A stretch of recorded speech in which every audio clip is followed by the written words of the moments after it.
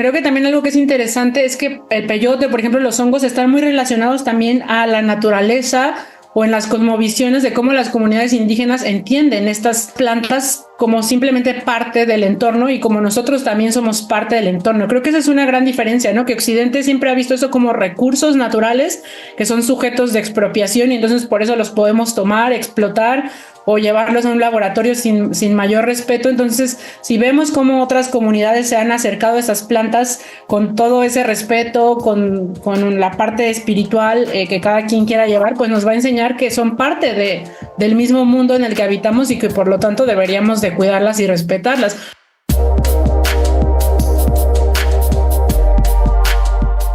Hola, este es un episodio más de Las Drogas como Son, el podcast de Proyecto Soma, un espacio para entrevistar a personas con formas particulares de entender el mundo de las drogas y las políticas de drogas.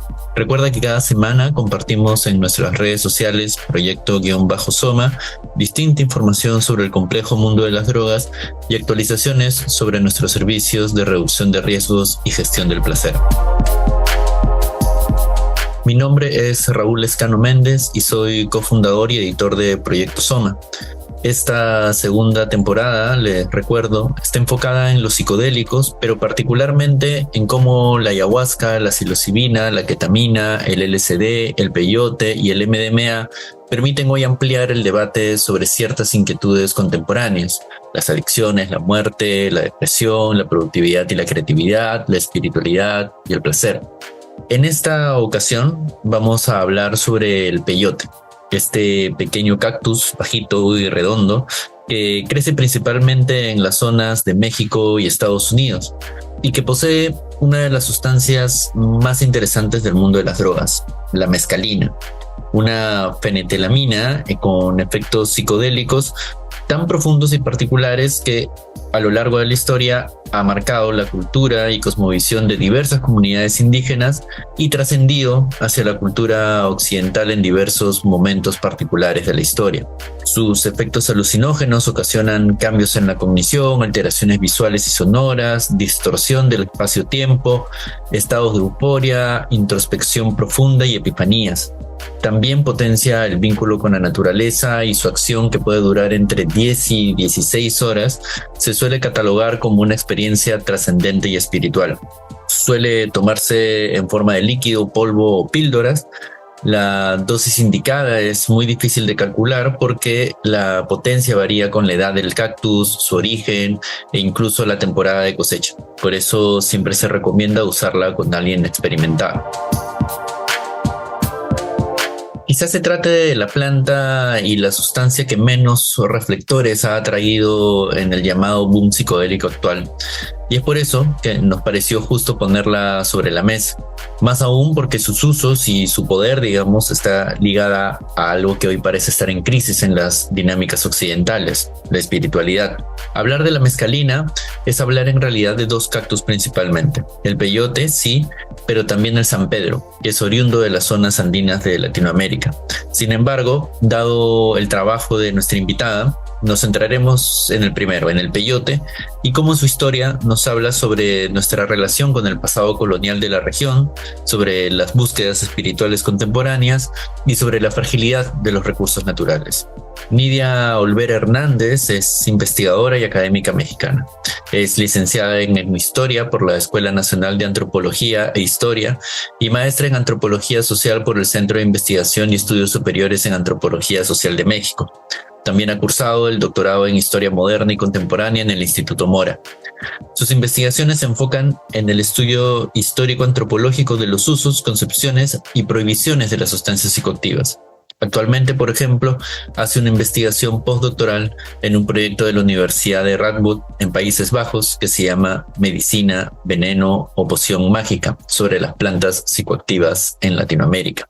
Bienvenida, Nidia. Es un gusto tenerte con nosotros. Primero, quería preguntarte, tengo entendido que tu interés primero fue la etnobotánica, pero fue el trabajo con archivos lo que te llevó a la historia de las drogas. ¿Qué es lo primero que te empezó a llamar la atención cuando empezaste a incursionar en la historia de las drogas? Muchas gracias igual por la por la invitación. Sí, creo que a mí en un principio fue sobre todo eso, como los usos tradicionales de las plantas, que hubiera como, o sea, que me di cuenta que había a mi alrededor una diversidad de plantas que se usaban, que son psicoactivas y que se habían usado por mucho tiempo y como ese uso más, digamos, ritual o medicinal. Después me fui como a, un poco también a la prohibición, pero lo que más me llamó la atención es que hubiera como ese uso tradicional en varias plantas que estaban y también me ha llamado la atención esa contradicción, ¿no? Como a pesar de que estas plantas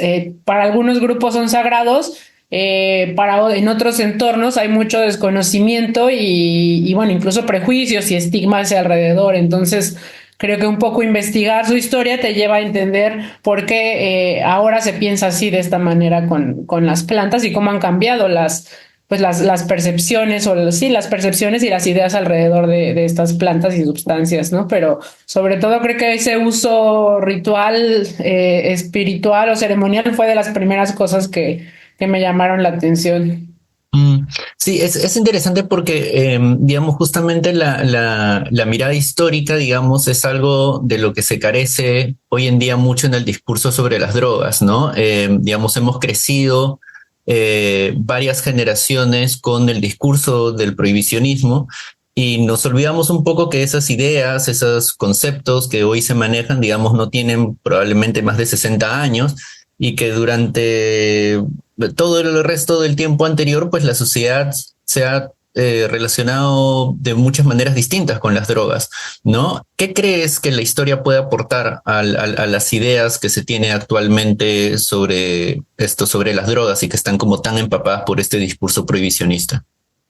Sí, por un lado, bueno, eso que no siempre se han visto igual estas sustancias, que en distintos contextos, tanto en el tiempo como en el espacio, pues la relación que tienen las sociedades con estas es diferente. Pero también, por ejemplo, que la prohibición ha sido un proceso, ¿no? Que no tiene que ver solamente con lo legal, ¿no? Que eso obviamente lo oficializó.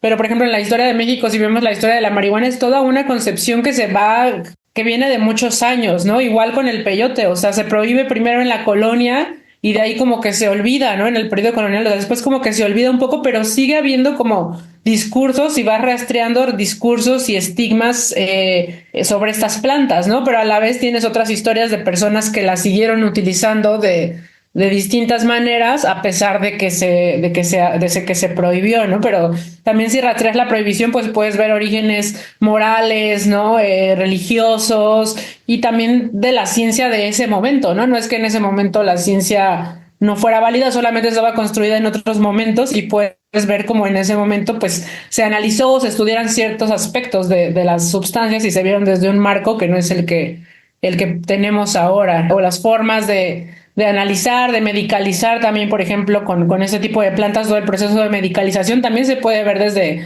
el siglo XIX, ¿no? Y cómo se va construyendo una relación muy diferente, por ejemplo, en Occidente con el peyote que la que se tenía desde hace cientos o miles de años entre los grupos indígenas, entonces puedes ver esos cambios. ¿Tú te acuerdas antes de que empezaras a inmiscuirte en la historia de las drogas y a conocer más sobre esto?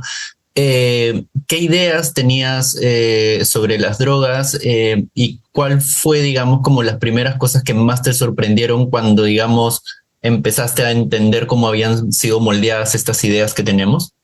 Ya, claro, pues primero tienes una idea muy general porque no hay tanto acceso a la información. Bueno, yo creo que ahora hay más, pero no había tanto acceso, entonces, pues en principio creces creyendo que es algo malo, a lo que no te deberías de acercar, pero yo siempre tuve mucha curiosidad y más allá de decir son buenas o malas, me interesó pues ir viendo cuáles eran sus diferencias y ir analizándolas. Y creo que también esa es una de las primeras ideas, cuando me empecé a acercar como que empiezas a creer que, por ejemplo, con las plantas, con los psicodélicos sobre todo, se dice que hay ciertas personas que creen que los psicodélicos sí son buenos y hay otras sustancias que no. por ejemplo, ¿no? Y yo también en un principio decía, no, pero sí, los psicodélicos está bien si consumes hongos, pero el cristal no, pero pues después te vas dando cuenta que también son ideas que se han ido generando y simplemente en distintos contextos pues se consumen diferentes sustancias y también las formas que distintas culturas han tenido con estas sustancias pues han cambiado, ¿no? Pero no es...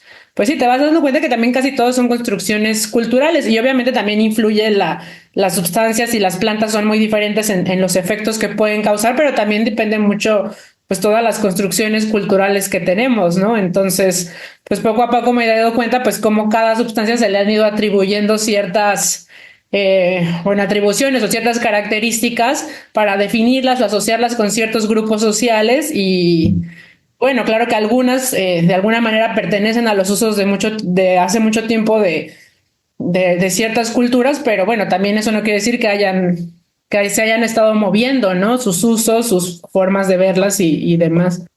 Cuando te contactamos para la entrevista, lo primero que nos aclaraste es que respecto al peyote tenías una mirada crítica y cero entusiasta con la regulación. Cuéntanos un poco más a qué te referías. Tengo una postura un tanto crítica, por un lado, porque todo este renacimiento psicodélico va muy como hacia la parte de la medicalización y está dejando, por un lado, otro tipo de conocimientos, ¿no? Como los conocimientos tradicionales o incluso se está haciendo mucho apropiación cultural y lucrando con estas especies que para algunas personas, pues son sagradas, ¿no? Y tienen otras concepciones. Y por otro lado, porque el peyote, pues es una especie protegida, bueno, que tiene, más allá de la prohibición que tiene de drogas, ¿no? Como otras sustancias, que bueno, ahí sí es muy, no sé, es contrastante cómo está con otro tipo de sustancias mucho más duras, ¿no? O sea, sin decir que esas son malas, pero que tienen, pues, efectos adversos, la verdad, peores que el peyote. Pero más allá de estas leyes de drogas, también es una planta que está catalogada como vulnerable, tanto a nivel internacional y en particular en México está sujeta a protección especial por la Semarnat, que es la encargada como de los temas ambientales. Entonces, si no hay como una consideración de la conservación de esta planta, creo que no es una planta que entre a hacer para poder ser regulada, ¿no? En Estados Unidos también con estas pues procesos que ha habido de criminalización, que ahí se puede hacer a nivel estatal, pues justamente el peyote ha sido de las que no ha quedado dentro, tanto por la oposición de grupos indígenas como por el tema de conservación, ¿no? Entonces, pues ahora en México, bueno, el peyote justo ya lo han sacado un poco como de estas propuestas, pero también algo que con lo que soy crítica es que algunas de las nuevas propuestas para decriminalizar o regular, por ejemplo, la psilocibina, lo hacen como utilizando la idea de que son usos ancestrales y que los indígenas y tradicionales, y realmente los indígenas en México son los que pueden usarlos, o sea, ellos son una excepción desde los 70, desde que se prohibieron tanto el peyote como los hongos en México, ellos pueden usarlo y son otros, para mí son otros grupos de intereses que tampoco está mal, ¿no? Que haya gente que quiera porque está pasando, pero creo que con este tipo de discursos, pues, no sé, no me parece que siguen siendo un tanto colonialistas, ¿sabes? Como haciendo uso de esta idea de la ancestralidad o de lo indígena cuando esas personas que lo promueven no son, en su mayoría, no son realmente indígenas o se ha dado poca voz a las consultas de cómo debería de ser eso, ¿no? Y por otro lado, pues eso, bueno, mi perspectiva es que cualquier persona que quiera reclasificar el peyote antes tiene que venir con toda una propuesta de conservación de la planta, porque si no, no se puede, o sea, más allá de las leyes de drogas, es una planta que se podría acabar, ¿no? Que tiene que haber toda otra forma de cultivo, de conservación, de cómo sería el manejo de los territorios, de la planta, y que también tenga que ser en colaboración con las comunidades indígenas, ¿no? Entonces, esas son como, pues un poco con lo que he intentado ser crítica con el peyote también. Y mencionas algo importante, que es esta como excepcionalidad, digamos, que tiene un poco plantas como el peyote, el San Pedro, la ayahuasca, ¿no? Llama la curiosidad porque, digamos, estando el discurso prohibicionista como tan sostenido, digamos, en la patologización de las experiencias psicoactivas, es decir, en el miedo a la alteración de la supuesta normalidad, Es curioso que sustancias como el San Pedro, el peyote, la ayahuasca, que brindan experiencias incluso mucho más intensas, ¿no? que otras, no estén tan estigmatizadas como la cocaína o el MDMA o la marihuana, ¿no? Estos cactus uno los puede encontrar incluso en los jardines familiares, en los mercados. No hay un discurso, digamos, como mediático, digamos, en torno a los usuarios de estas sustancias. Incluso es muy conocido el turismo que existe en torno a estas sustancias y no es tan perseguido como otras sustancias. ¿A qué crees que se debe? ¿Es justamente su ligazón tan marcada con lo espiritual lo que las diferencia de los estigmas o qué? Pregunta interesante, o sea, creo que pueden ser varios factores. Por un lado, a nivel legal, pues hay desde los 70, desde por ejemplo que se publica la Convención esta de Psicotrópicos del 71, hay varias reservas, ¿no? Como en todas leyes, y una de las reservas es, por ejemplo, a que el peyote o los hongos son plantas que se han usado ancestralmente y tradicionalmente por muchos años en ciertos grupos indígenas, que además lo tienen como muy contenido, ¿no? Que para el Estado, para ese momento, parece que ese uso no representaba como los riesgos que en otros grupos, ¿no? En ese momento pensemos en los 70, pues justo se prohíben estas también por el uso entre los jóvenes, ¿no? Estos, el ácido o estas nuevas sustancias, mucho por el uso entre los hippies o como estas contraculturas, pero eso parece que lo siguen manteniendo contenido, ¿no? Como por un lado primero está como, eso es de los indígenas, ellos lo pueden manejar ahí, allá. Y de hecho México es de los países que se opone o que hace esta reserva, ¿no? En ese momento. Que eso es muy interesante porque a nivel interno México realmente es súper prohibicionista porque México sí lleva el hongo y el peyote, o sea, la convención solo lleva la psilocibina y la mescalina y México sí pone las plantas y las especies de hongos en su ley, pero con esa reserva, ¿no? De que son los indígenas. Entonces, bueno, por ejemplo, México sí ha perseguido de alguna manera estas sustancias un poco más, o sea, es conocido que jóvenes a las zonas donde venden o al desierto los ha agarrado el ejército, pero claro, no hay este otro estigma. Y por otro lado, en algún momento creo que sí se forma este como excepcionalismo psicodélico, sobre todo de los usuarios de este tipo de sustancias que están sobre todo de grupos New Age. Estos no creo que sean los grupos indígenas que piensan eso, sino como de nuevos grupos New Age que también quieren experimentar y usar estas plantas y empiezan a ver como este excepcionalismo o para mí, cierta superioridad de decir, estas sí son las plantas que son ceremoniales, que nos cuidan y que son buenas. Y bueno, que claro que son diferentes, pero se empiezan como a poner diferentes a consumidores de otras plantas, ¿no? O sea, por ejemplo, con la coca, en conferencias de psicodélicos que he estado, hay gente que no sé, siente cierta superioridad por estas plantas y dice, no consuman coca porque esto deriva a la guerra. Y bueno, para mí todos los consumos tienen consecuencias y todo tienes que pues pensarlo, ¿no? Y demás. Y por un lado también podría tener que ver con los mismos efectos, ¿no? O sea, como dices, son experiencias muy fuertes, pero son, por ejemplo, sustancias generalmente con poca capacidad de generar una dependencia, ¿no? De generar un consumo problemático, que otras sustancias, ¿no? Sí generan, ¿no? ¿No? Los opiáceos y demás, pues pueden tener como otro tipo de consecuencias, supongo, a nivel físico y de la salud, que este tipo de sustancias, ¿no? Entonces, tal vez eso, pues hace, ¿no? Pero creo que o sea, sí creo que hay un estigma todavía a esas plantas. O sea, hay gente que realmente no conoce y cree que comes hongos y te quedas loco, ¿no? Igual con el peyote. Entonces, pero creo que sí hay como ese excepcionalismo, sobre todo entre los usuarios y la gente que conoce. Entonces, pues son varias cosas. Yo creo que cosas desde nivel moral, legal y son procesos de cómo se ha ido construyendo y asociando. O sea, algunos sí las clasifican como droga, pero hay gente que te dice, no, esta es medicina, ¿no? Pero bueno, también tal vez por la carga realmente religiosa, sagrada y medicinal que han tenido en varias sociedades, ¿no? Entonces es difícil, o sea, sí, cuando ves que en ciertas sociedades han usado estas plantas por cientos de años y digamos no han tenido las consecuencias que se ven en otros, pues tal vez, pero también eso tal vez tiene que ver con los contextos, ¿no? Y las sociedades que las están consumiendo. El mundo de las drogas es mucho más complejo de lo que te han contado. Durante décadas, los medios de comunicación, la escuela y los estados han difundido información sesgada o falsa sobre el mundo de las drogas, alterando nuestras nociones sobre la salud, el placer, el cuerpo, la libertad, la seguridad y en general la vida. Por eso, búscanos en redes sociales como Proyecto_Soma para estar al tanto de los más actuales y novedosos debates que se dan hoy en día en torno a las sustancias psicoactivas en todo el mundo. Ampliemos el debate. Soma, las drogas como son. Más allá de las plantas psicoactivas como la que estamos hablando, ¿crees que hay una relación entre la espiritualidad humana y el consumo de drogas en general?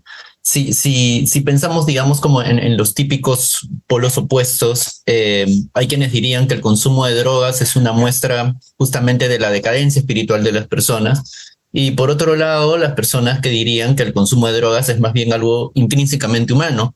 ¿Tú cómo lo ves? Bueno, yo creo que sí, el consumo de drogas es algo de sustancias, de drogas, es algo que ha estado en todas las sociedades. Lo que sí ha variado es el tipo de sustancias y cómo se han acercado cada una. Y yo creo que para algunas personas pueden ser una herramienta. O sea, para otros grupos, por ejemplo, para algunos grupos indígenas realmente son algo muy importante de su religiosidad, de su espiritualidad y de sus cosmovisiones. Para otros no tiene que ser así, pero sí pueden ser una herramienta para conectar con lo que cada persona o grupos cree, ¿no? Pero para algunos grupos es muy importante, ¿no? O sea, en México el peyote para los grupos wixárika o, por ejemplo, para los grupos en Estados Unidos de la Native American Church, de esta iglesia nativa americana, realmente es el sacramento, ¿no? Por ejemplo, el peyote. Entonces, para algunas personas sí, para otras puede ser una herramienta, ¿no? Para abrir o para, pues cada quien conectar con lo que crea y con lo que quiera, ¿no? Pero tampoco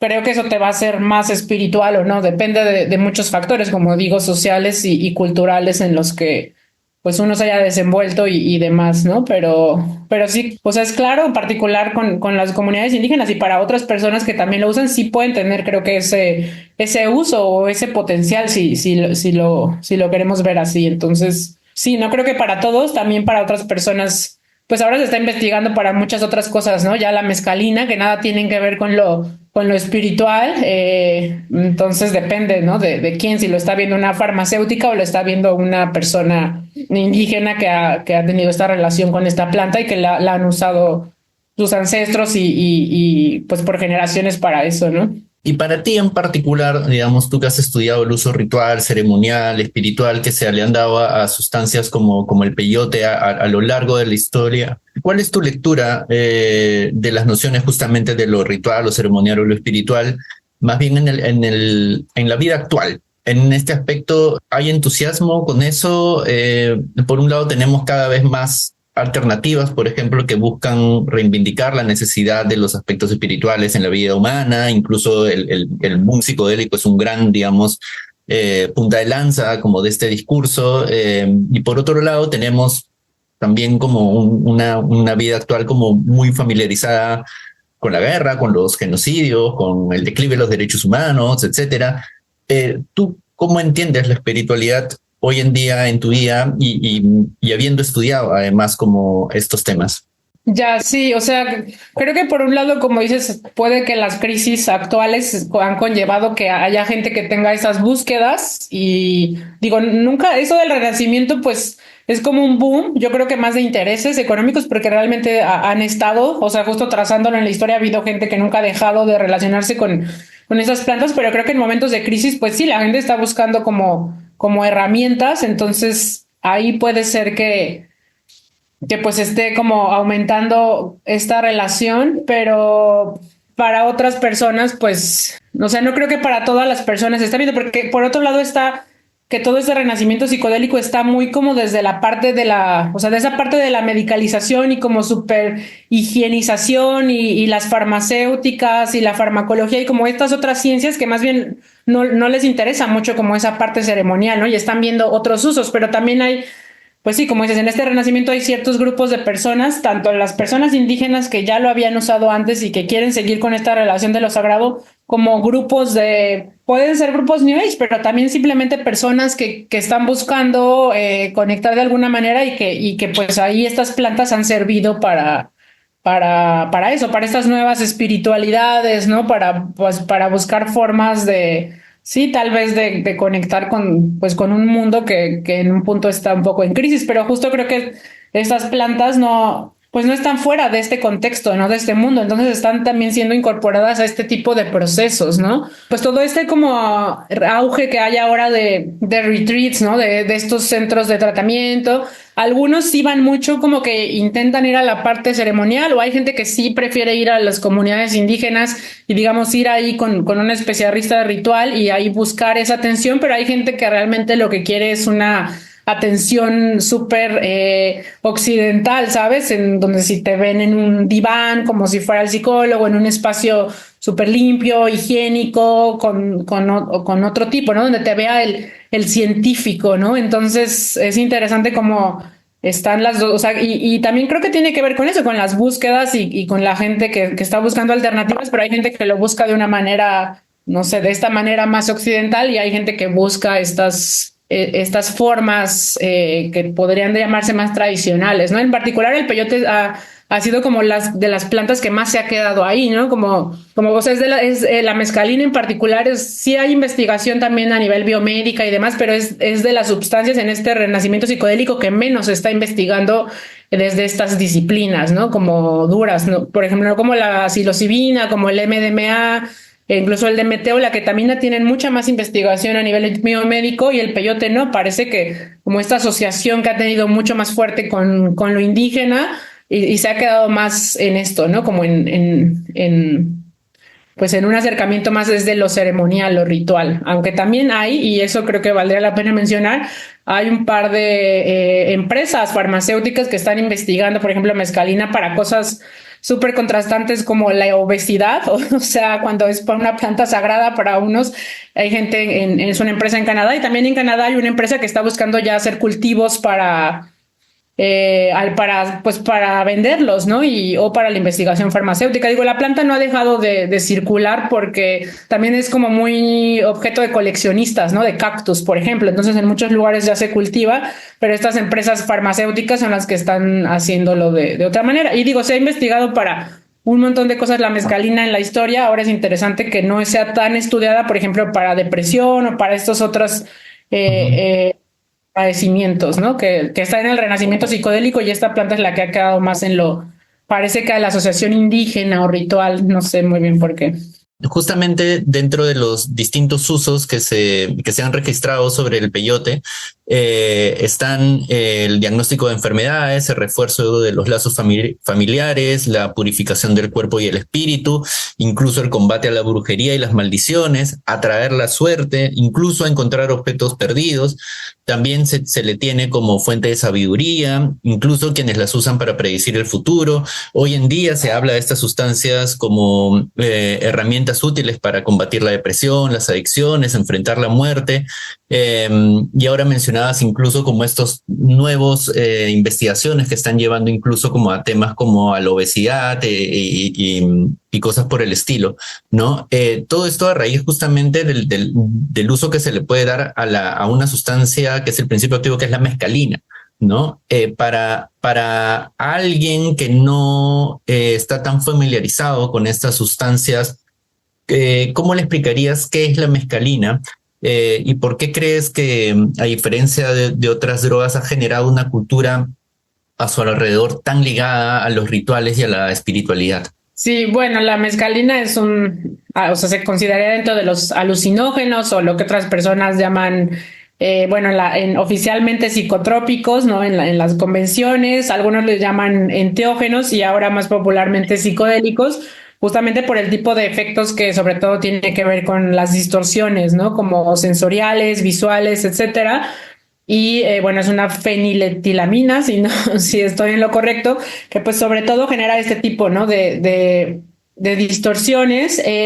No sé si es por los efectos, porque claro que es diferente el efecto de la mescalina al de la psilocibina o del LSD, pero tal vez siento que a veces tiene que ver más con los usos que ha tenido la sustancia, y que ha desarrollado las ideas alrededor de esta a que es contenida en estos cactus, ¿no? Digo, tanto al peyote como el San Pedro, es interesante si pensamos en los mismos cactus, porque por ejemplo las cactáceas son especies solo de América, ¿no? No había cactáceas en ninguna parte del mundo hasta que llegan y en la colonización y se dan cuenta, bueno, se dan cuenta del tabaco y de muchas otras plantas, ¿no? De la coca, etcétera, pero en particular las cactáceas creo que les van a llamar mucho la atención porque nunca habían visto plantas así, ¿no?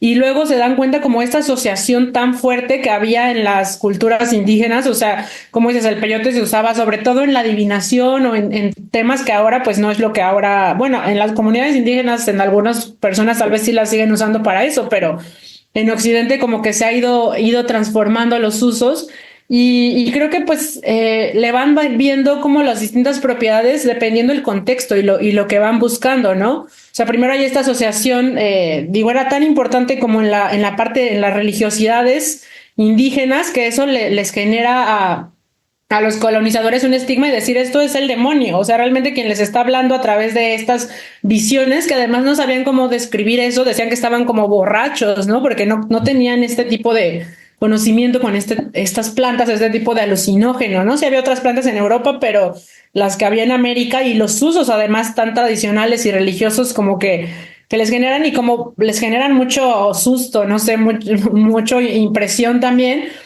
Y al estar tan relacionadas con lo religioso, pues pasan a ser el demonio y como parte de la colonización era pues instaurar la nueva fe, la nueva religión, están destruyendo todo tipo de asociaciones, ¿no? Entonces destruyen sus ídolos, ¿no? Destruyen sus templos, pero esto es algo, como es algo de la naturaleza que va a estar ahí perdurando, entonces hay como una persecución muy grande, ¿no? Después, pues en el siglo XIX, pues cambia, ¿no? Se cambian las ideas a nivel global y digamos que ahí empieza a haber otro acercamiento, ¿no? O sea, es el momento del siglo XIX donde se sintetizan, ¿no? La cocaína, la heroína, ¿no? La morfina y todas estas sustancias y justo la mescalina pues va a ser el primer psicodélico que se ve en un laboratorio, ¿no? Los demás ya vienen en el siglo XX. Entonces ahí pues los científicos sí empiezan a ver que otro tipo de potencial. Al final se dan cuenta que los grupos indígenas lo han usado desde muchos tiempos con fines rituales, pero también de adivinación o medicinales, ¿no? También hay muchas pomadas de peyote, por ejemplo, ¿no? Y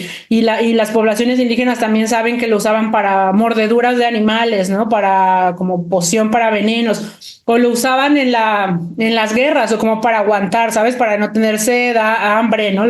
Estos grupos chichimecas que eran como grupos guerreros.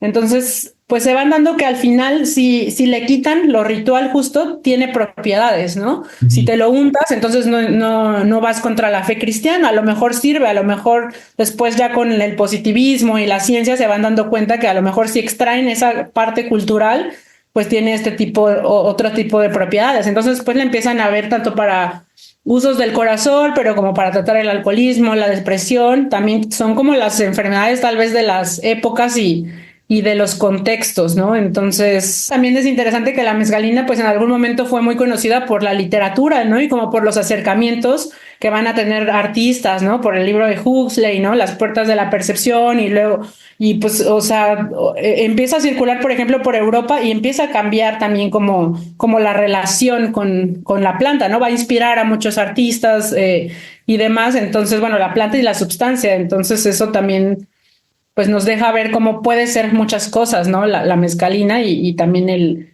peyote, y los dos pues son alucinógenos, pero al final el peyote también contiene otras múltiples sustancias, entonces claro que no es exactamente lo mismo, esa es la sustancia activa, pero tiene otras, ¿no? Entonces pues el efecto también va a ser diferente. Sí, justamente es curioso, ¿no? Porque cuando uno lee justamente trabajos como los que tú realizas y que realizan mucho más otros investigadores y que también han sido trabajados por las mismas comunidades. Claro, se habla mucho del San Pedro, del peyote, sin embargo, cuando uno lee justamente la literatura más occidental, digamos, se habla de la mescalina, ¿no? Que ya es la sustancia como extraída.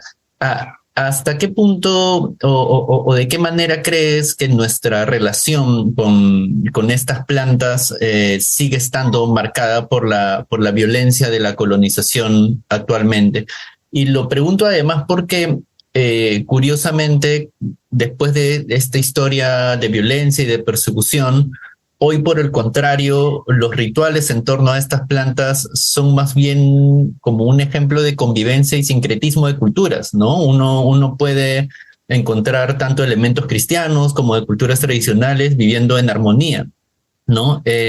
¿Cómo se explica esto y qué crees que puede enseñar la historia de la persecución de estas sustancias como el peyote, el San Pedro, eh, a los empeños de colonizadores que cada vez tienen más protagonismo en la región, ¿no? Sí, claro. Creo que por un lado se pueden ver desde pues, las resistencias que hubo a esa colonización, que a pesar de que pues cambiaron obviamente totalmente las circunstancias y la cultura, las sociedades, hubo elementos que perduraron, ¿no? En muchos sentidos, desde la alimentación, en muchas otras formas, ¿no? Que hay tanto en las sociedades mestizas, por decirlo así, que eso creo que tiene que ver mucho con la colonización, ¿no? Porque empieza a verse así, o sea, como esta misma excepción que hay es porque solo los indígenas, pero en países como los países latinoamericanos, hay, y bueno, en Estados Unidos, además hay todo un debate al final, quiénes son las personas indígenas y por qué otros no lo somos. Yo no me puedo asumir como una persona indígena porque no he crecido en ese contexto. Entonces, la colonización también actúa ahí, ¿no? Como en dividir y fue súper jerárquica, ¿no? Las castas que había y digamos eso determinó entonces por qué ciertas castas en ese momento que se determinaron sí podían, ¿no? Por ejemplo, en el periodo colonial sí pudieron usar esa planta. Y luego cambia, pero por ejemplo, sigue habiendo esa asociación, ¿no? Después se empieza a asociar como a lo primitivo, a lo incivilizado, el uso de estas plantas. Entonces, Occidente lo que trata de hacer es por eso como aislarlo, no solo aislar la mescalina, sino aislarlo de la parte cultural, ¿no? Como de quitarle esa otra parte, porque la colonización así optó. O sea, toda la historia también de la botánica, por ejemplo, de cómo crecieron los jardines botánicos en Europa y demás, es una historia de la colonización y de extraer recursos naturales, y el peyote ha sido uno de los recursos que pues les interesó en un momento y lo investigaron y literal pues lo han ido saqueando, o ha habido gente que pues lo ha estado tomando sí para investigarlo, pero a veces sin ninguna como conciencia, ¿no? De las consecuencias de eso. Entonces por un lado ahí quedan esas cargas. Y luego, como dices, pues sí, ha habido después pues toda una mezcla y ha habido otros grupos que también quieren acercarse a esta planta, y también hay indígenas que, por ejemplo, hacen ceremonias, ¿no? Y se las llevan a otras personas por distintos fines o motivos. Y digamos que pues y circula, como dices, toda la cultura New Age pues es una mezcla, ¿no? De también de ideas, de identidades, de arte, etcétera, ¿no? Entonces, pues ha habido como esta convivencia, pero también creo que eso tiene consecuencias, ¿no? Porque ahora hay como hay una explotación, por ejemplo, de esta idea, ¿no? Del renacimiento arcaico. Desde los 70 vino esta idea de buscar, por ejemplo, y ahí estas plantas estuvieron muy asociadas a buscar como estas otras espiritualidades, ¿no? Que tenían que despegarse un poco de la modernidad, porque se empiezan a dar cuenta que pues la modernidad del capitalismo ha generado un montón de consecuencias. Pero también hay como una explotación, por ejemplo, a veces creo, de estas identidades, porque la mayoría de las comunidades indígenas en Latinoamérica sigue viviendo en un montón de marginación, y entonces hay gente que toma esa parte de lo indígena solo por beneficios, por ejemplo, económicos, ¿no? Sin aportarle nada a las comunidades, ¿no? Todos estos retreats que ahora usan, algunos, no quiero decir que todos, pero tal vez algunos sí intenten como vincularse realmente con las comunidades y trabajar con ellas. Pues, por ejemplo, allá hacer un centro y que la gente pueda ir, pero muchos siguen siendo totalmente coloniales y decir, sí, adornamos con figuras mayas y tomamos peyote, y al final las personas indígenas no las están ni considerando, ni incluyendo en este tipo de negocios, ni demás. Y es lo que está pasando, creo que también un poco con algunas partes del movimiento psicodélico. Mucho de este movimiento psicodélico viene desde el norte, o sea, y a veces pues viene desde estos intereses, y eso también sigue siendo colonización, ¿no? Sin pensar en las consecuencias que en el sur, en particular en Latinoamérica, pues podría tener el aumento de estos centros, ¿no? Muchos de estos centros de tratamiento que está viendo ahora con psicodélicos en Latinoamérica son, por ejemplo, de personas de Estados Unidos solo para ellos. O sea, en Latinoamérica poca gente podría acceder a ellos por el tipo de precios que tienen, ¿no?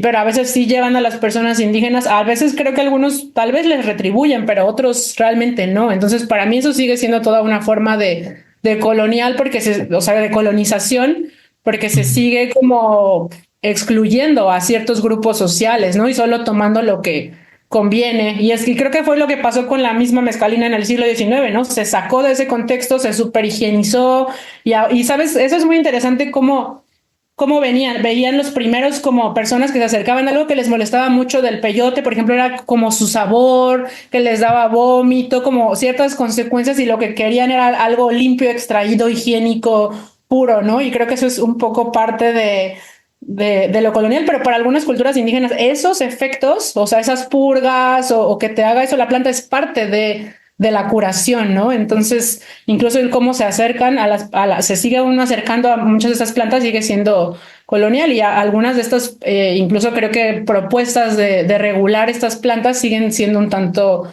coloniales en cómo lo único que quiere es, digamos, capitalizarse o verse desde la medicalización, ¿no? Esto para mí sigue siendo colonial porque no estás viendo estas otras formas de conocimiento y estos otros usos.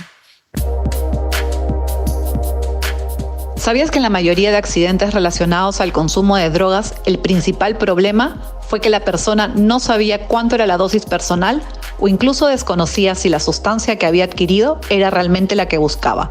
El mayor riesgo de las drogas es la ignorancia que se ha impuesto sobre estas. Por eso, en Proyecto Soma realizamos intervenciones informativas, capacitaciones, recolectamos datos sobre dinámicas de consumo para aportar a mejores políticas públicas y ofrecemos análisis para detectar adulterantes o suplantadores en las sustancias. Y así se pueden evitar malas experiencias o incluso la muerte. Si organizas fiestas, conciertos o eventos de otro tipo y estás interesada en nuestros servicios, búscanos en redes sociales como Proyecto-Soma y escríbenos. ¿Sabes cuidarte? Regula tu consumo. Soma, las drogas como son. ¿Cómo se ha llegado a este punto en donde el peyote es considerado una especie en peligro de extinción? Porque, digamos, no es una sustancia que haya o que tenga tanto protagonismo, digamos, en el fenómeno del narcotráfico, que es justamente el fenómeno de la explotación de las drogas. Sin embargo, hoy en día el peyote enfrenta este peligro de extinguirse. ¿Cómo se ha llegado a esta explotación? ¿Cómo se da? ¿Y cuáles son los riesgos a los que se enfrenta el peyote hoy en día? Sí, bueno, creo que son varios factores. Por un lado, pues la misma biología de la planta. El peyote es un cactus que lleva más de 15 años para tener una planta madura, ¿no? Entonces, pues el proceso de crecimiento, el tiempo de crecimiento, obviamente es un tema, ¿no? No es como otras plantas cultivables que en un año puedes cultivar incluso varias veces, ¿no? O que son ciclos de un par de meses. Esta es una planta que lleva muchos años para que logre ser una planta grande, y bueno, ese creo que es uno de los primeros factores. Y luego, pues, justo históricamente se puede ver cómo ha sido pues la explotación el uso de la planta desde el finales del XIX, del siglo XX. Hay como un gran interés por los cactáceas.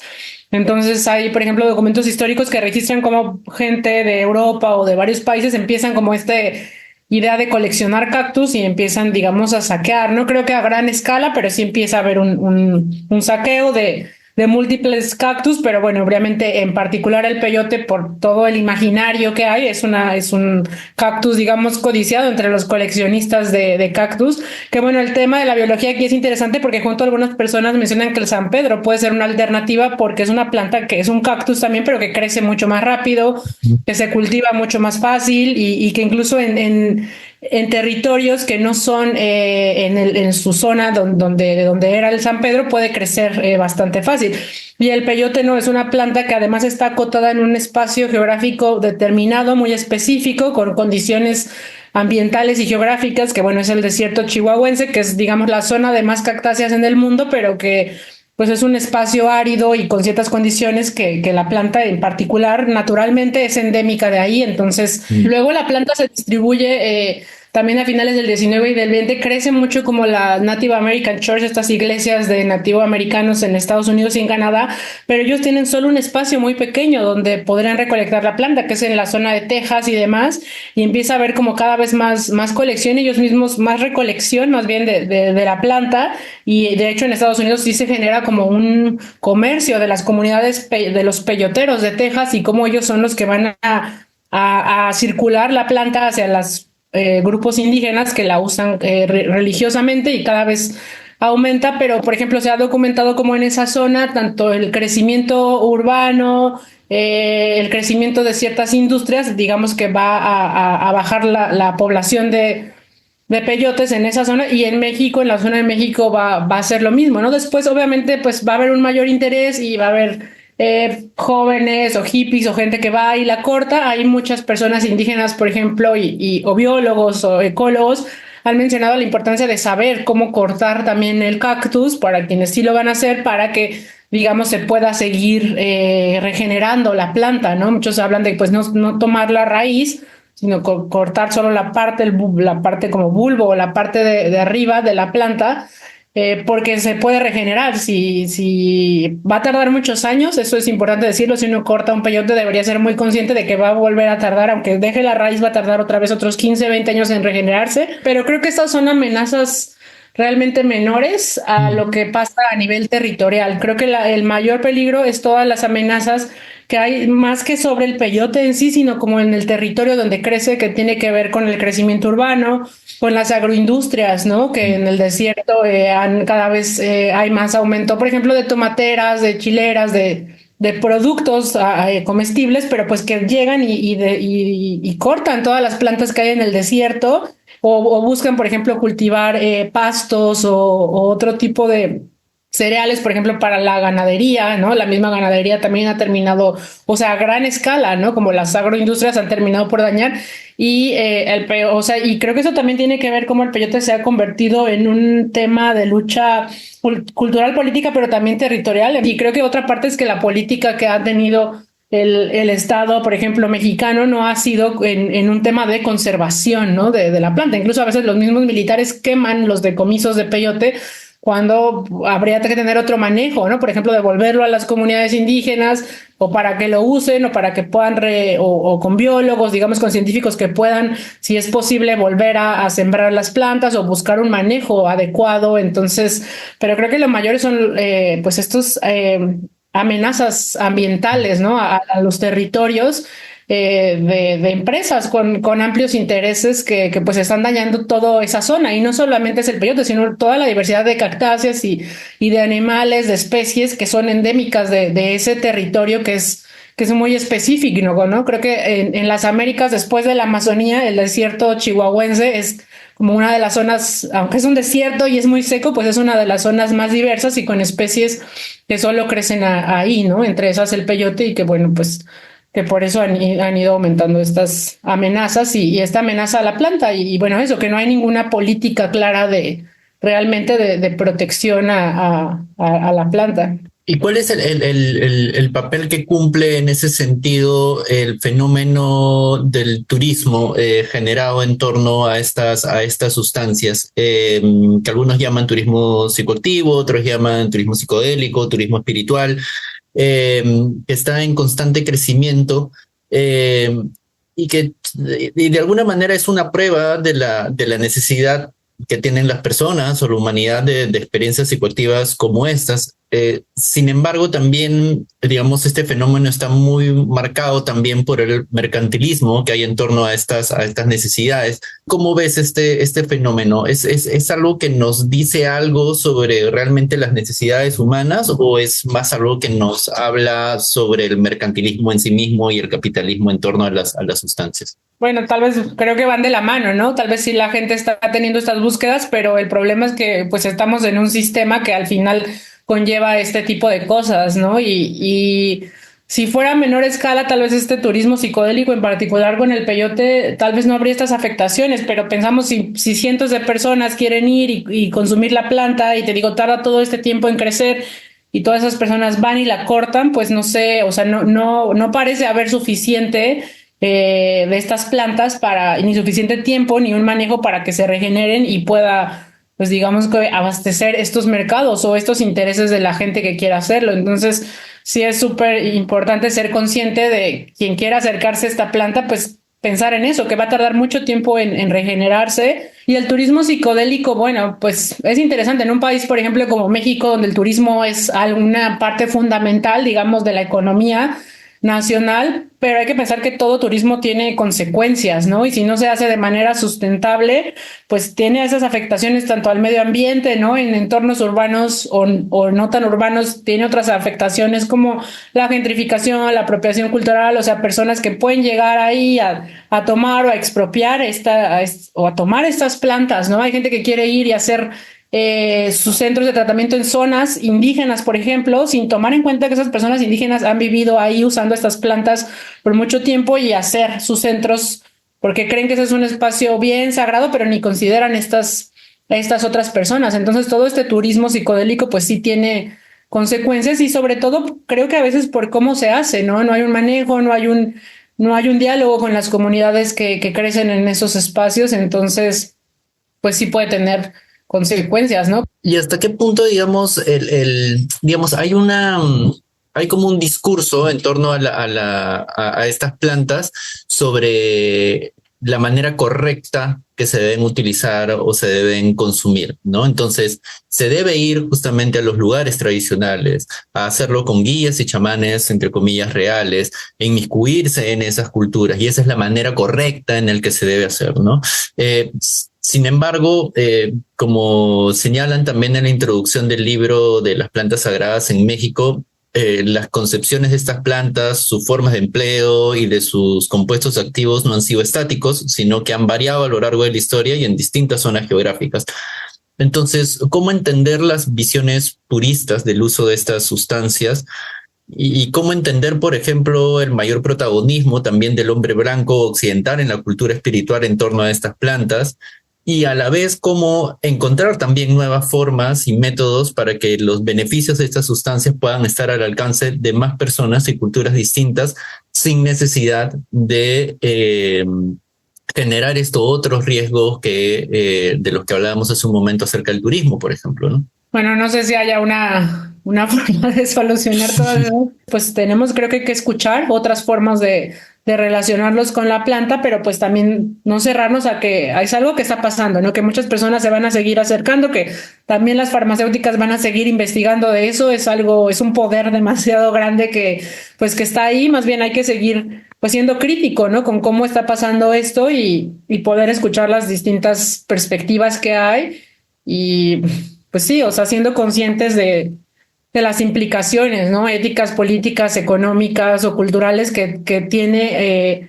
pues, consumir estas plantas. Y no sé, hay comunidades indígenas que también llevan las ceremonias, que viajan por Europa, por Estados Unidos a llevar el peyote también. Entonces tampoco puedo decir si eso está bien o mal, o que una persona de una de estas nuevas espiritualidades o nuevas religiones también han integrado esta planta y son otras formas, ¿no? Creo que hay que escuchar esas distintas perspectivas y, bueno, tratar de ir buscando políticas que sean más sensatas, pero también eso, que no sean coloniales, que puedan partir desde, pues que sean interculturales, ¿no? Que sean interdisciplinarias y puedan escuchar distintas perspectivas, pues eso, que sean bastante críticas con lo que está pasando y no sigan siendo totalmente hegemónicas y capitalistas, ¿no? Entonces eso creo que nos va a permitir entender otras formas de cómo se ha relacionado la gente con estas plantas desde hace mucho tiempo y de su manejo.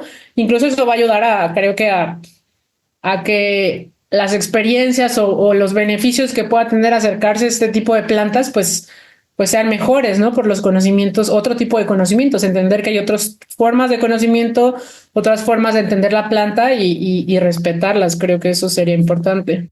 Última pregunta. ¿El uso de estas especies naturales psicoactivas es un fenómeno que ha estado marcado desde tiempos prehispánicos y continúa hasta la actualidad? ¿Qué tienen dirías tú, qué tienen para aportar, digamos, estas sustancias tan vinculadas justamente a lo espiritual y a lo sagrado en tiempos tan críticos como el actual? Ya, bueno, creo que por un lado cómo han sido como parte súper importante de ciertas poblaciones, eso nos deja ver que, bueno, siempre han estado ahí, que este renacimiento pues es interesante, y es bueno que se aumente la investigación científica, pero son plantas que, digamos, han permanecido en ciertos territorios por muchos años, entonces deberíamos considerar, por un lado, ese respeto y que creo que por alguna razón han permanecido, ¿no? Porque para algunas poblaciones se han dado cuenta del potencial, ¿no? Tanto a nivel espiritual como a nivel médico, científico. Claro que creo que la mescalina o la psilocibina o otras de estas sustancias tienen un potencial psicoterapéutico, fisiológico en distintos padecimientos. Entonces, creo que es importante que en esos momentos de crisis podamos conocer más de estas sustancias y cómo pueden beneficiar a la población. Creo que también algo que es interesante es que, por ejemplo, muchas de estas, el peyote, por ejemplo, los hongos están muy relacionados también a la naturaleza o en las cosmovisiones de cómo las comunidades indígenas entienden estas plantas como simplemente parte del entorno y como nosotros también somos parte del entorno. Creo que esa es una gran diferencia, ¿no? Que Occidente siempre ha visto eso como recursos naturales que son sujetos de expropiación y entonces por eso los podemos tomar, explotar o llevarlos a un laboratorio sin mayor respeto. Entonces, si vemos cómo otras comunidades se han acercado a esas plantas con todo ese respeto, con la parte espiritual que cada quien quiera llevar, pues nos va a enseñar que son parte del mismo mundo en el que habitamos y que por lo tanto deberíamos de cuidarlas y respetarlas.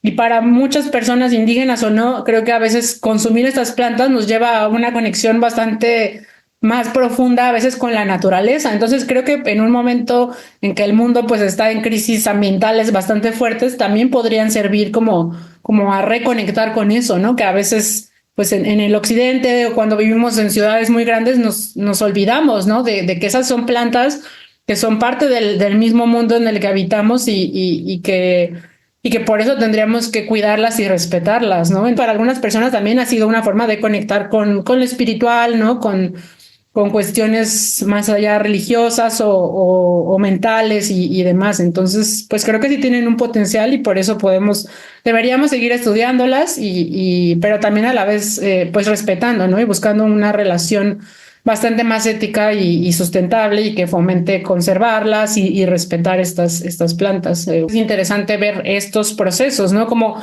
el peyote ha pasado de ser un sacramento y lo sigue siendo en algunos lugares a ser totalmente para algunos el pecado o el demonio como estar ahí, luego ha pasado de ser inspiración científica, ¿no? O inspiración artística o ha sido un objeto científico, ¿no? De estudio que se ha llevado a los laboratorios, ha pasado también a la prohibición internacional y bueno, ahora de nuevo hay como otro tipo de intereses. Entonces es interesante ver cómo una planta como esta tan específica ha generado interés en todo el mundo y cómo ha ido cambiando, ¿no? Y creo que casi todas más las plantas, ¿no? Psicoactivas o las especies naturales psicoactivas, las químicas también tienen obviamente sus historias, pero estas pues como tienen historias muy largas, es muy interesante pues ver todos esos procesos y cambios y relaciones de las distintas sociedades con estas especies.